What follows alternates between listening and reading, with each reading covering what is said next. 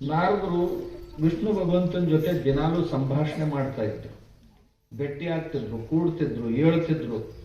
ಅಷ್ಟೇ ಅಲ್ಲದೆ ನಾರದರಿಗೆ 64 ಕಲೆಗಳು, 14 ವಿದ್ಯೆಗಳು ಅಂದ್ರ ಋಗ್ವೇದ, ಯಜುರ್ವೇದ, ಸಾಮವೇದ, ಅಥರ್ವವೇದ, ಇದು 4 ವೇದಗಳು, 6 ವೇದಾಂಗಗಳು, ಶಿಕ್ಷಾ, ಕಲ್ಪ, ನಿರುಕ್ತ, ಛಂದಸ್ಸು, ವ್ಯಾಕರಣ, ಜ್ಯೋತಿಷ್ಯ, ಇವು ವೇದಾಂಗಗಳು, ಇವು 10. ಆಮೇಲೆ 4 ಶಾಸ್ತ್ರಗಳು, ನ್ಯಾಯಶಾಸ್ತ್ರ, ವೈಶೇಷಿಕ ಶಾಸ್ತ್ರ, ಯೋಗಶಾಸ್ತ್ರ ಮತ್ತು ಮೀಮಾಂಸಾ ಶಾಸ್ತ್ರಗಳು.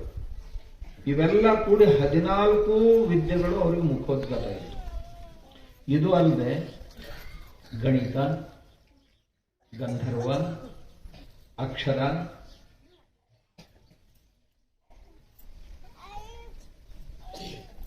ಗೋಶಾಸ್ತ್ರ, ಗಜಶಾಸ್ತ್ರ, ಅಶ್ವಶಾಸ್ತ್ರ,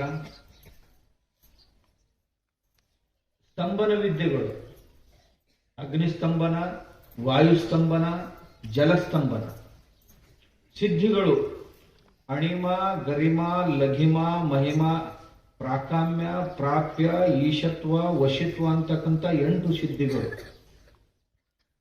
ಇದು ಅಲ್ಲದೆ ಇಂದ್ರಜಾಲ, ಮಹೇಂದ್ರಜಾಲ ಅಂತಕ್ಕಂಥ ಕೈ ಚಳಕದ ವಿದ್ಯೆಗಳು.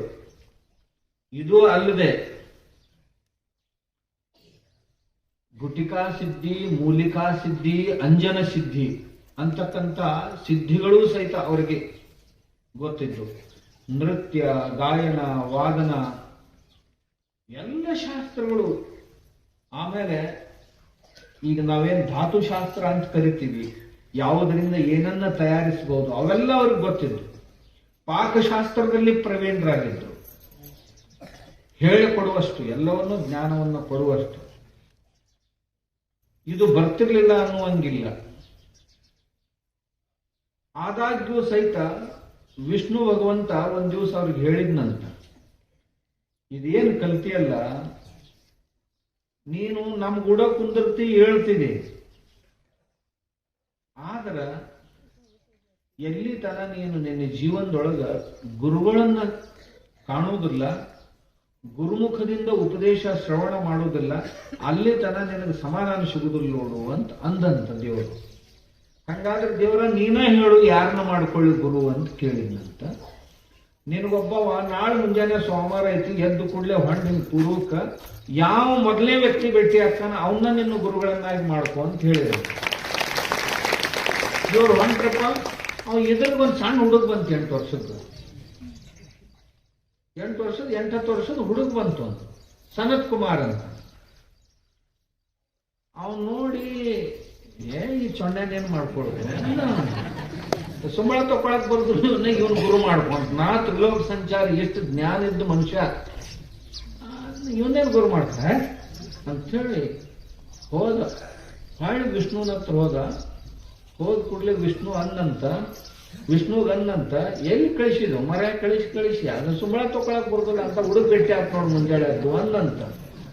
ಅಂದ ಕೂಡಲೇ ವಿಷ್ಣುವಿಗೆ ಎಷ್ಟು ಸಿಟ್ಟು ಬಂತು ಅಂದ್ರ, ಅಲ್ಲೋ ಒಬ್ಬ ಗುರುವಿನ ನಿಂದೆ ಮಾಡ್ತೀನಿ ನೀನು, ಯಾವಾಗನು ಗುರುನಿಂದೆ ಮಾಡಿ ಅಂತಂದ್ರ ನಿನಗೆ 84 ಯೋನಿಗಳು, 84 ಜನ್ಮಗಳನ್ನ ಮತ್ತೆ ಕಳಿಬೇಕು ನೀನು, ಹೋಗು, 84 ಜನ್ಮ ನಿನಗೆ ಸಿಗ್ತಾವು, ಹೋಗಿ ನೀ ಅದ್ರೊಳಗೆ ಹೋಗಿ ಬಿದ್ದು ಒದ್ದಾಡಿವ ಅಂತ ಅನ್ನಂತ ಶಾಪ ಕೊಡ್ತ ವಿಷ್ಣು.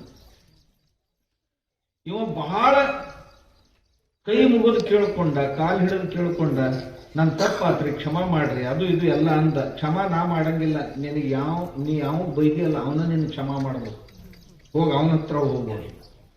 ನಾರದ ವಯಸ್ಸಿನ ಮನುಷ್ಯ ರೀ, ಆ ಹುಡುಗನ ಹುಡ್ಕ್ಯಾಡ್ಕೊಂತ ಹೋದ. ಅವನ್ ಸಾಮಾನ್ಯ ಇರಲಿಲ್ಲ ಹುಡುಗ, ಸನತ್ ಕುಮಾರ್ ಅಂದ್ರ ಅಷ್ಟ ಚಿರಂಜೀವಿಗಳಲ್ಲಿ ಒಬ್ಬ ಅವ.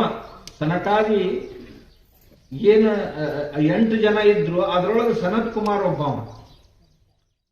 ಆ ಸನತ್ ಕುಮಾರ್ನ ಹತ್ರ ಹೋಗಿ ಅವನ ಕಾಲಿಗೆ ಬಿದ್ದು ಕಳಕಳಿಯ ಪ್ರಾರ್ಥನೆಯನ್ನು ಮಾಡಿ, ನಾನು ತಿಳಿಯದೆ ಏನೋ ತಪ್ಪು ಮಾಡಿಬಿಟ್ಟೆ, ನನಗ 84 ಜನ್ಮ ಪ್ರಾಪ್ತಿ ಆಗ್ಲಿ ಅಂತ ದೇವರ ಶಾಪ ಕೊಟ್ಟಾನ. ಈ ಶಾಪದಿಂದ ನನ್ನನ್ನು ಮುಕ್ತ ಮಾಡಬೇಕು ಅಂತಂದಂತ. ಅವಾಗ ಆ ಸನತ್ ಕುಮಾರರಿಗೆ ದಯ ಬಂತು, ಕರುಣೆ ಬಂತು.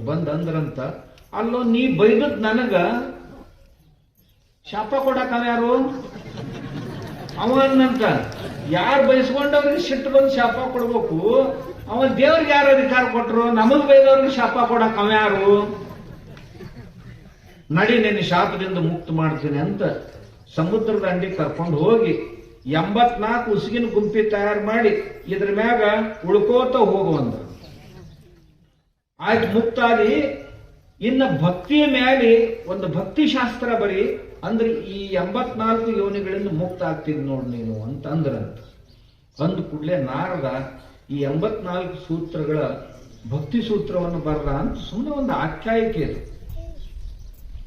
ಅದೇನು ಇದರಿಂದ ಏನು ಯಾವ ಹಾನಿನೂ ಇಲ್ಲ. ಮತ್ತೆ ಯಾರು ಅಂದ್ರು ಎಲ್ಲಿದ್ದ, ಹೆಂಗಿದ್ದ, ಎಷ್ಟಿದ್ದ.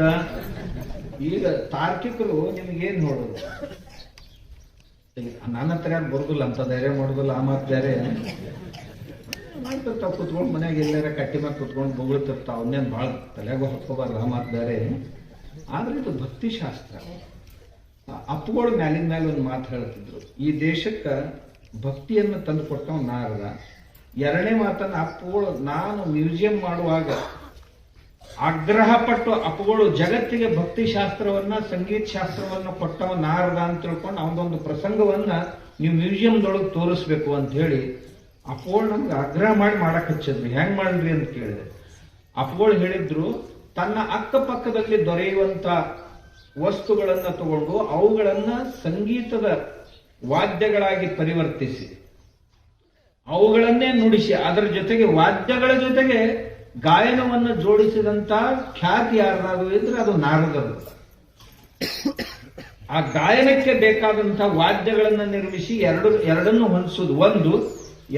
ಎರಡನೇದ್ದು ಭಕ್ತಿ ಸೂತ್ರಗಳನ್ನ ಬರೆದು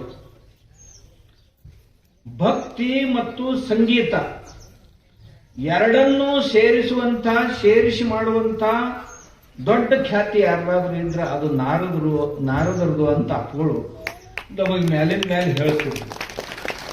ಅದು ಹ್ಯಾಂಗ್ ಪ್ರೇರಣೆ ಆಗೈತಿ ನೋಡಿ ನಮ್ಮ ಗುರುಗಳಿಗೆ. ಅದನ್ನೇ ನಿಮಗೆ ಈ ಶ್ರಾವಣದೊಳಗ ಉಪದೇಶ ಮಾಡ್ಯಾರ.